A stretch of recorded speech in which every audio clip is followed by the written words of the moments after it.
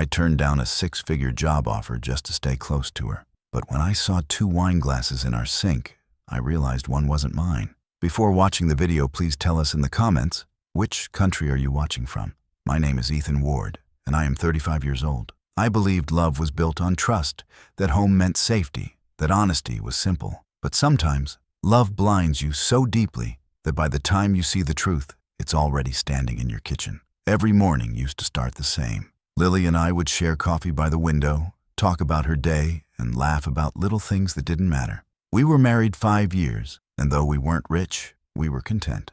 I'd traded a promotion that would have taken me out of town just to stay near her. I thought that decision meant something. She worked from home most days, managing accounts for her company. I loved watching her work, focused and sharp, always pushing forward. We were a team, at least that's what I believed. I took care of everything else: bills, groceries, car payments. She once told me I was her rock, and I carried that like a badge of honor. But over time, little things started to shift.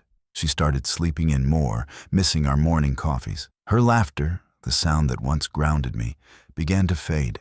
I'd ask if something was wrong, and she'd smile weakly, saying, "Just work stress." I noticed her phone buzzing more often. New names, short replies, hidden smiles. I didn't want to be that jealous husband, the one who checked phones or questioned texts. So I buried it. I trusted her, even when something deep inside whispered that I shouldn't. The evenings changed too. She used to wait for me to come home, but now dinner was cold, the TV too loud, her eyes glued to her phone. I convinced myself it was just a phase. Every marriage had rough spots, right? I just needed to be patient. Then, one Friday night, I came home early from work. The house was quiet, the air unusually still. I called out her name, but there was no answer. I walked into the kitchen, and that's when I saw it. 2 wine glasses in the sink, one with her favorite lipstick shade smudged across the rim. The other, clean, clear, and definitely not mine. For a moment, I just stood there. Everything in me went silent. I looked around the room, the faint scent of cologne, the half-empty bottle of Merlot on the counter. My hands shook as I picked up the glass. It was warm. When she came home an hour later, smiling like nothing had happened, I asked casually, "Did someone stop by?" She blinked, just for a second too long, then laughed. "Oh, yeah, a coworker. We were just talking about work stuff." I nodded, pretending to believe her. But in that moment, I knew something had broken, not loudly, but completely. And that was the night I stopped being her husband and started becoming her reckoning. The next morning felt strange, like waking up inside someone else's life. Lily moved through the house with her usual grace, humming as she got ready, acting like nothing was wrong. But for the first time, I couldn't join her rhythm. I watched her carefully. Every glance, every pause, every laugh that didn't sound real anymore. She kissed my cheek before I left for work, quick and careless. It was automatic, almost forced. The kind of kiss you give out of habit, not love. For years, that simple gesture had meant everything to me, a silent promise that we were okay. But that morning, it felt cold, like she'd already kissed someone else that week, maybe even that night. Driving to work, my thoughts wouldn't stop. The 2 wine glasses in the sink replayed in my mind, like a scene I couldn't turn off. My logical side told me it could be innocent, but my gut, the part of me that knew her best, said otherwise. When I came home that evening, she was on the couch, laptop open, smiling faintly at her screen. "Rough day?" I asked. She looked up, startled, then smiled again, too quickly. "Just work stuff," she said. I nodded, sitting beside her. "Who were you talking to?"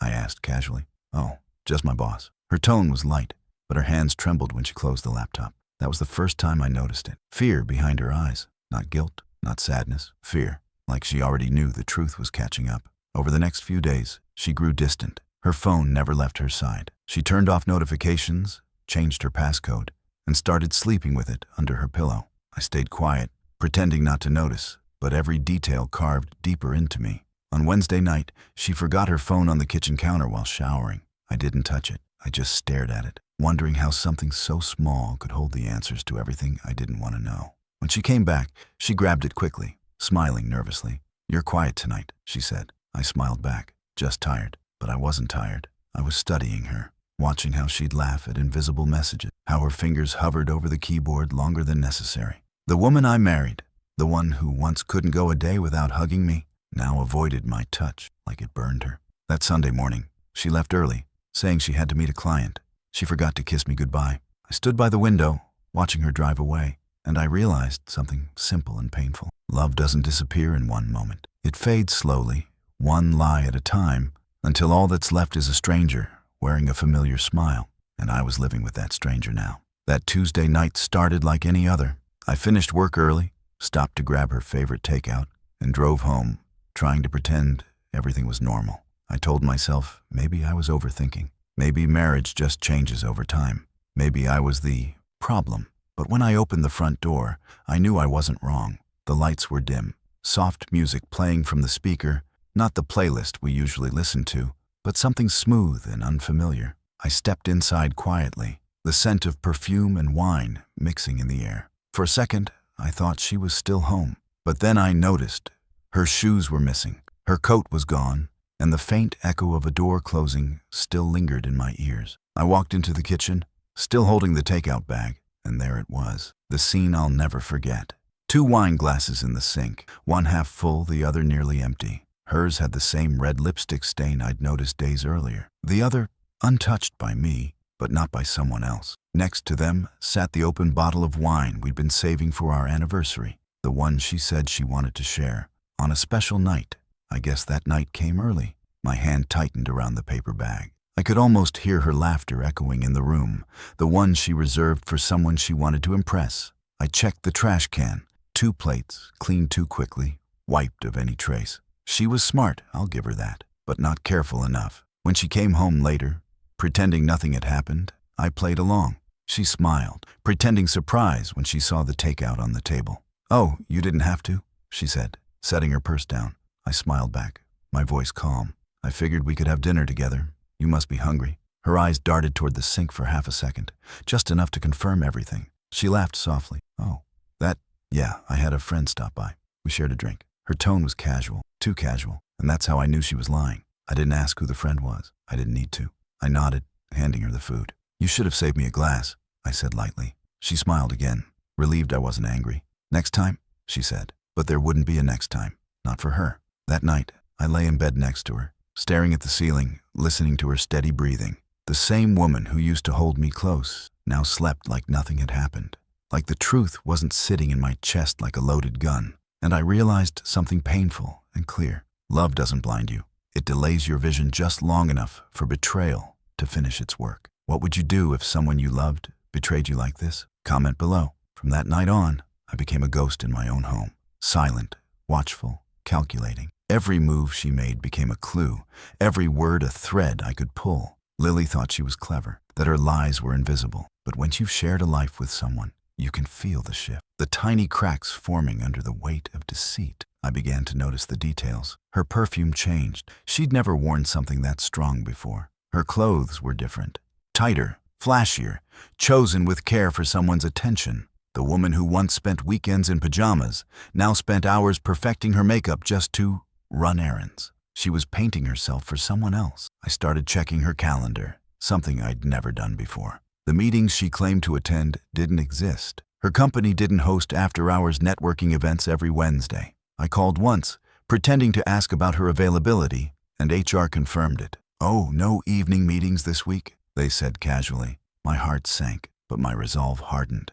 Every evening she'd stand in front of the mirror, humming while she applied lipstick, that same red stain I'd seen on the wine glass. She'd tilt her head, smiling faintly at her reflection, as if seeing a version of herself she liked more. I watched her from the hallway, silent. That mirror had become her accomplice, a witness to the betrayal she wouldn't confess.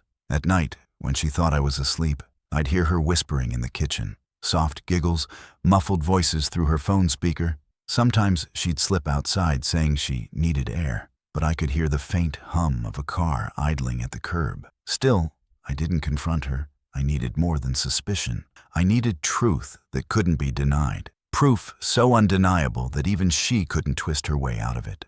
One afternoon, I noticed her laptop open while she was showering. The webcam light blinked faintly, recording. My curiosity turned to clarity. She wasn't just meeting him. She was documenting their time together. Screenshots, photos, messages. It was all there. I stood behind her reflection that night, watching her fix her hair. "You look different lately," I said quietly. She froze for a moment, then smiled at me through the mirror. "Guess I'm just taking better care of myself," she replied smoothly. She turned away, but for a split second, I saw guilt flicker in her eyes. The kind of guilt that doesn't come from fear, but from knowing you've been caught without realizing it yet. And that's when I knew I was done waiting. The shadow in the mirror wasn't her anymore. It was me, staring back, ready to end the illusion. I wasn't her husband anymore. I was the man who would remind her what honesty costs. The next step wasn't rage, it was precision. Rage burns fast, but proof lasts forever. I needed her voice admitting it. Not arguments, not suspicion. I wanted her words, her laughter, the sound of betrayal played back to her one day like a mirror she couldn't escape. That night, after she fell asleep, I set my plan in motion. I placed a small voice recorder under the couch, another near the kitchen counter, and one inside the flower vase she always stood beside while talking on the phone. It felt cold, sneaky, wrong even. But then again, what she was doing had already rewritten the rules. For 2 days, nothing happened. She stayed quiet, maybe suspicious, maybe just busy. Then, on Friday evening, she dressed up again, too elegant for dinner with clients.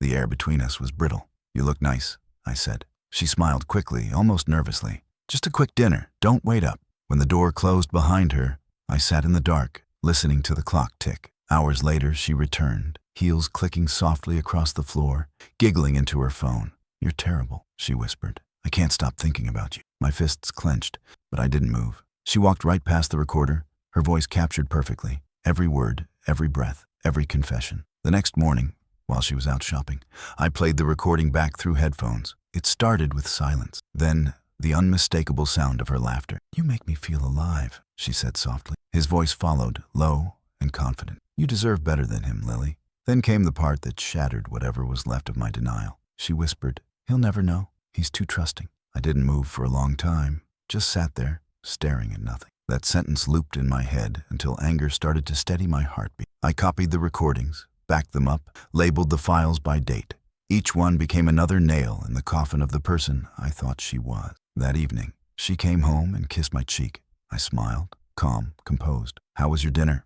I asked. "Just business," she said, pouring herself wine. I nodded, studying her movements, memorizing every lie. She thought she was in control, that she'd fooled me completely. But I was done being fooled. The next step would end this facade for good. I'd make her hear it, the words she thought would stay hidden forever. I'd let her betrayal echo in the same walls she'd once called home. She built her lies in whispers. I was going to tear them down in surround sound. What would you do if someone you loved betrayed you like this? Comment below. By the time I planned the dinner, I wasn't angry anymore. I was calm.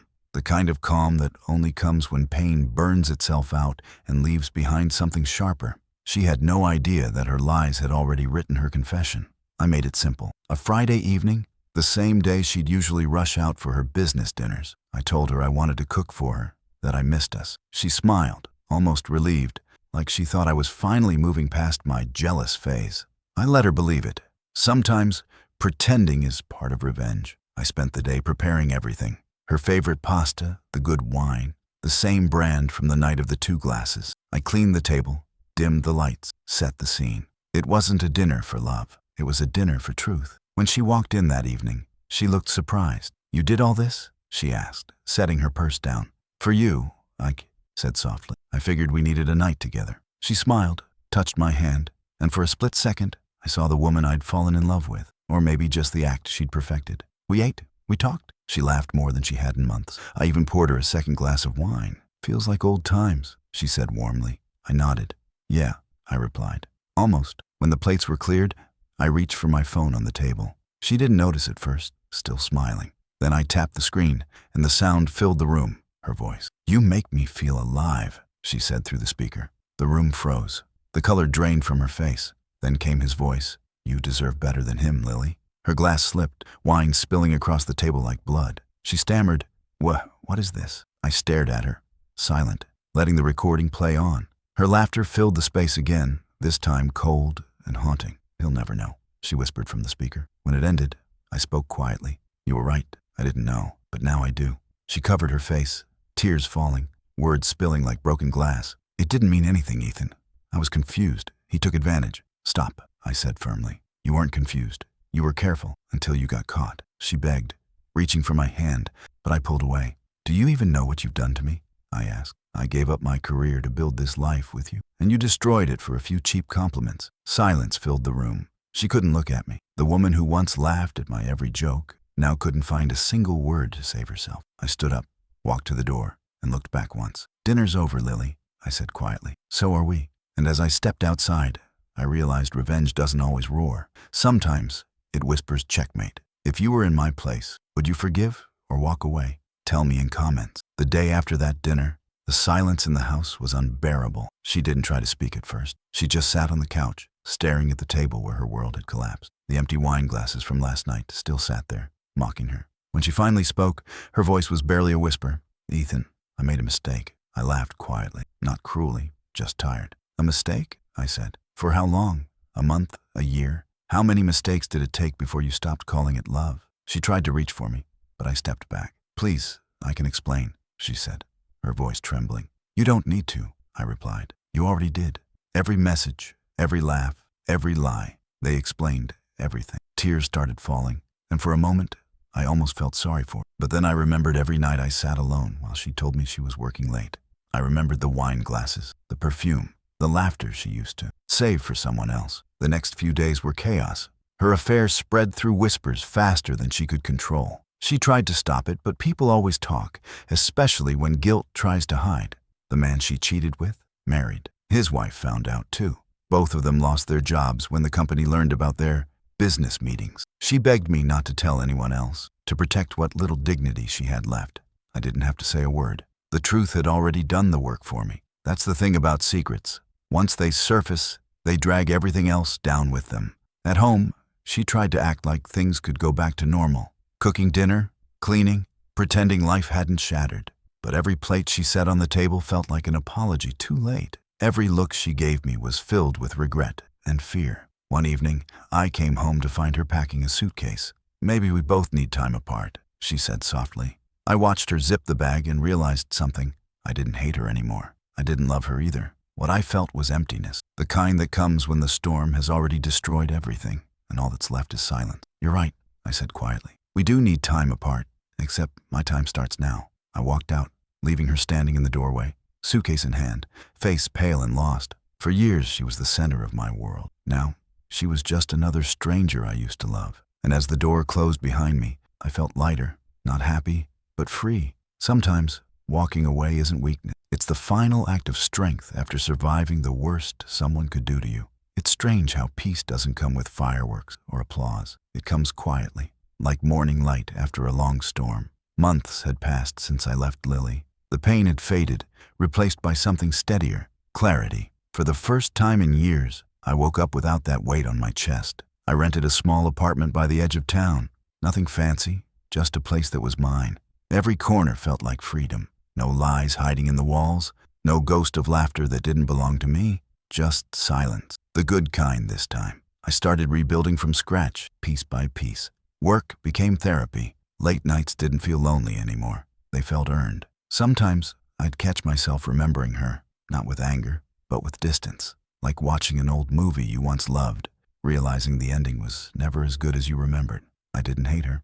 I didn't forgive her either. She just didn't matter anymore. One afternoon, I got an email. Her name flashed across my screen. Lily Ward. For a moment, I just stared at it. Then curiosity won. I opened it. "Ethan, I know I don't deserve forgiveness, but I need to say this. You were the best thing that ever happened to me. I ruined everything. I hope you find someone who deserves your kind of love." I read, it twice. There was no anger left in me to reply. Just a quiet understanding that this was her punishment, knowing she'd destroyed something pure and could never rebuild it. I deleted the message and went back to work. Weeks later, I ran into her by accident at a cafe downtown. She looked smaller, worn out, a shadow of the woman who once owned every room she entered. Her smile was fragile when she saw me. "You look good," she said softly. "Better than before." "Yeah," I said, meeting her eyes. "I am." She nodded, swallowing the moment, then whispered, "I wish things were different." "They are," I said. "That's the point." She looked away, her eyes glistening, and I walked out, not in anger, but in peace, because sometimes revenge isn't destruction. It's healing when the other person never does. That night,